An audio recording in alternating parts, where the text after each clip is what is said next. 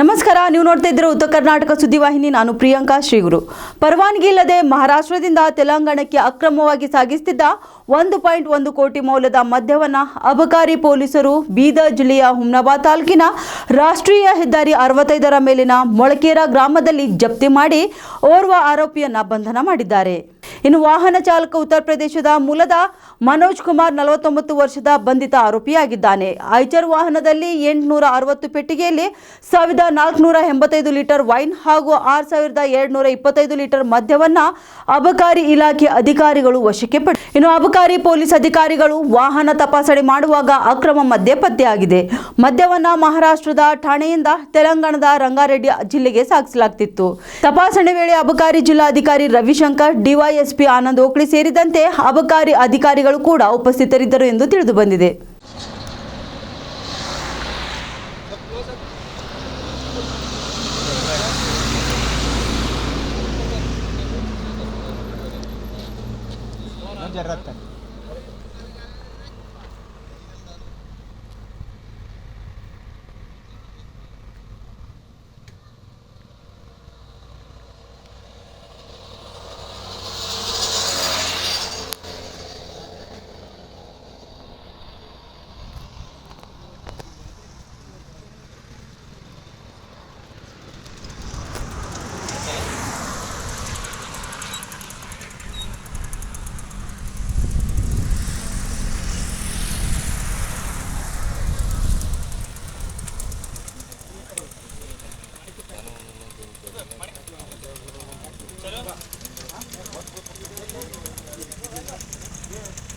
आगे डाल लेंगे।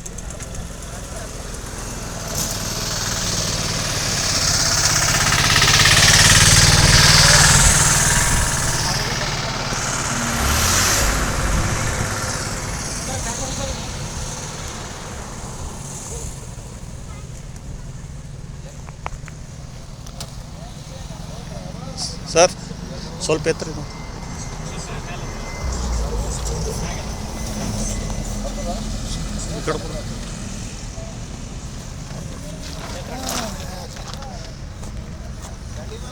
ಸರ್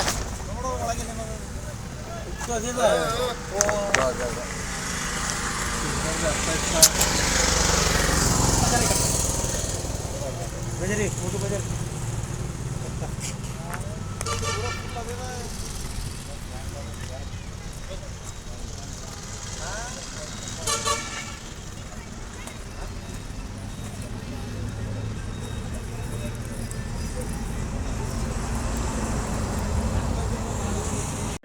BT 7921 ವಾಹನವನ್ನು ತಡೆದು ನಿಲ್ಲಿಸಿ ಶೋಧನೆ ನಡೆಸಿದಾಗ ಸುಮಾರು 7,740 ಲೀಟರ್ ಮದ್ಯ 860 ರತ್ನೆ ಪೆಟ್ಟಿಗೆಗಳಲ್ಲಿ ಅಕ್ರಮವಾಗಿ ಸಾಗಾಣಿಕೆ ಮಾಡುತ್ತಿರುವುದು ಪತ್ತೆಯಾಗಿತ್ತು.